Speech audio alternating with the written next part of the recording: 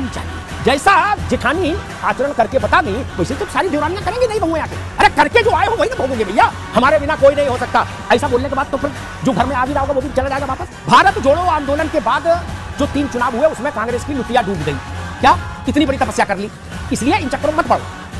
इतनी भी बाबा लंबी मत फेंक दो कि बाद में लपेटना मुश्किल हो जाए। राहुल जी को एक इम्तिहान को पास करना चाहिए, और जो लोग इम्तिहान नहीं पास किए हैं अभी तक, वो खुद को नेता मानते हैं, लोग उनको नेता अभी भी नहीं मानते। क्या वो तो मानते हैं अपने नेता, लेकिन लोग नहीं मानते। कमर कस के एक इम्तिहान में बैठाइए राहुल जी को, यही है 24 वाले में, और इनके नतीजे से देख लीजिए कि राहुल जी कितना दूर तक जाने की स्थिति में है, वही से पता लग जाएगा। भारत जोड़ो आंदोलन के बाद जो 3 चुनाव हुए उसमें कांग्रेस की लुटिया डूब गई। क्या इतनी बड़ी तपस्या कर ली, इसलिए इन चक्करों में मत पड़ो। ठीक, इतनी भी बाबा लंबी मत फेंक दो कि बाद में लपेटना मुश्किल हो जाए। मुझे नारा याद है इंदिरा जी के समय में, इन्हीं की कांग्रेस में दिया था, एक शेरनी 100 लंगूर। वाजपेयी, चंद्रशेखर, मुलायम सिंह सबको लंगूर बता दिया था। क्या बहुगुणा जगजीवन राम, क्या एक शेरनी बाकी सब लंगूर, नारा नहीं दिया था। तब ध्यान नहीं आया था कि देश में लोकतंत्र है और मर्यादा है और इसको भी समझना चाहिए। तब आपने सारे नेताओं को, मोहन धारिया, पीलू मोदी, सबको बता दिया था ना कि आप लोग लंगूर हो, शेरनी केवल इंदिरा जी हैं। कोई भाजपा ही कर रहा है, वही टोन सबकी होती है भैया जब आप वहां बैठे होते हो। मैं कहती हूं, यही उनका स्वर लगभग ऐसे ही था, मैं कहती हूं गरीबी हटाओ, ये कहते हैं इंदिरा हटाओ, फैसला आपका। वो देश जो अभी कह रहे थे, कौन मेरे ख्याल से मनोज ने या रत्नाकर जी किसी ने कहा कि भाजपा देश कैसे हो सकती है। अरे भाजपा तो पार्टी है, वो तो हो भी सकती है, उसमें तो लाख, 2 लाख, 10 लाख, 50 लाख आदमी तब भी है। एक देवकांत बरुआ ने तो कहा था इंदिरा ही देश है, देश ही इंदिरा है। लोकल लो बात है। अब आपको इस बात से तकलीफ है कि भाजपा ये क्लेम क्यों करते कि वो देश, क्यों भैया ये रोटी नहीं खाते। जैसा जेठानी आचरण करके बता गई वैसे तो सारी देवरानियां करेंगी नहीं बहुएं आके।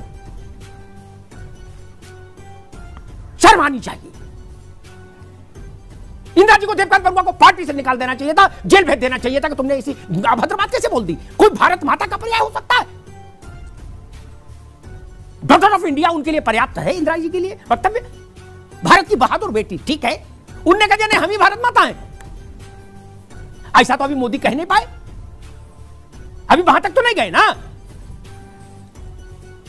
तब आपको क्या आपत्ति है? अरे करके जो आए हो वही ना भोगोगे भैया। मैं एक बात कह दूं, कांग्रेस के लोगों ने नोटबंदी पर बड़ी आपत्ति की थी।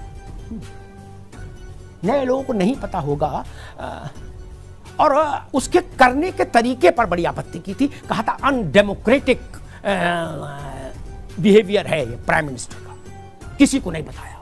अब जो कांग्रेस ने कहा वही बाकी छोटी रीजनल पार्टियां भी उतना, उन्होंने कहा हम रिसर्च क्यों करें, जो कांग्रेस करी उसी में हम भी बोल दो भाई। जिस चिदम्बरम जैसे लोग, बड़े बड़े लोग बोल रहे हैं, अंग्रेजी जानने वाले, तो पर बोलने का छोड़ो, हम क्या पढ़े नहीं, हम भी बोलते हैं। लेकिन सच ये नहीं था। ये मालूम है कहां से आई थी ये तरीका मनोज, आप जान लो। क्या इंदिरा जी ने जब बैंकों का राष्ट्रीयकरण किया तब, और जब नोटबंदी की तब, क्या जब बैंकों का राष्ट्रीयकरण हुआ तो कैबिनेट को बुला लिया गया। क्या को तब तक सब, इंदिरा जी आई नहीं थी, किसी आपस में पूछ रहे क्या मसला क्या है। क्या आके इंदिरा जी ने कहा कि मैंने बैंकों के राष्ट्रीयकरण का आदेश कर दिया। क्या सबने कहा जय हो जय हो जय हो जय हो। क्या इमरजेंसी भी जब लगाई थी इंदिरा जी ने तो किसी को बताया नहीं था, कैबिनेट का नोट नहीं गया था ना। सीख तो सब वहीं से रहे हो भाई, रहे हैं, और कहां से सीखेंगे भैया, सब वहीं से सीखेंगे। इसीलिए कहते हैं घर में सास का आचरण पीढ़ियों तक प्रमाण होता है। गलत तो नहीं कहा? सास ने घर में कभी रोटी नहीं बनाई तो बहू से किस मुंह से कहेगी रोटी बनाओ, हमारे बिना कोई नहीं हो सकता। ऐसा बोलने के बाद तो फिर जो घर में आ भी रहा होगा वो भी चला जाएगा वापस। रीजनल फोर्सेस का बहुत ज्यादा नुकसान नहीं है। 24 में क्रांति हो जाए, ममता बनर्जी की सेहत पर क्या फर्क, वो तो मुख्यमंत्री आई, प्रधानमंत्री हो नहीं सकती, अभी बात खत्म। बताइए, लेकिन आपका सब कुछ दांव पर लगा है। अगर इस बार भी कांग्रेस कुछ अच्छा नहीं कर पाई तो आपके लिए मुश्किल हो जाएगी। आपके साथ जो कार्यकर्ता है थोड़ा बहुत जो भी, उसको रिटेन करना। जैसे समाजवादी पार्टी के लिए 27 में चुनौती होगी यूपी में। अगर 27 में ये नहीं आए तो फिर इस दिल के टुकड़े हजार हुए, कोई यहां गिरा कोई वहां गिरा, कहां मिलता आदमी? कार्यकर्ता कब तक इंतजार करे? राहुल जी को एक इम्तिहान तो पास करना ही होगा। रत्नाकर जी, इसमें बुरा मानने की बात नहीं, ये इम्तिहान तो इंदिरा गांधी को पास करना पड़ा जो जवाहरलाल नेहरू की बेटी थी, क्या तब ना नेता हुई। मुलायम सिंह जी को करना पड़ा, वाजपेयी जी को करना पड़ा, सब जितने उदाहरण देख लीजिए। और जो लोग इम्तिहान नहीं पास किए हैं अभी तक, वो खुद को नेता मानते हैं, लोग उनको नेता अभी भी नहीं मानते। क्या? वो तो मानते हैं अपने को नेता, लेकिन लोग नहीं मानते। इम्तिहान तो देना होगा ना। इसलिए मैं कहता हूं, हरि का नाम लेके, प्रभु का नाम लेके, कमर कस के एक इम्तिहान में बैठाइए राहुल जी को, यही 27 वाले में, 24 वाले में।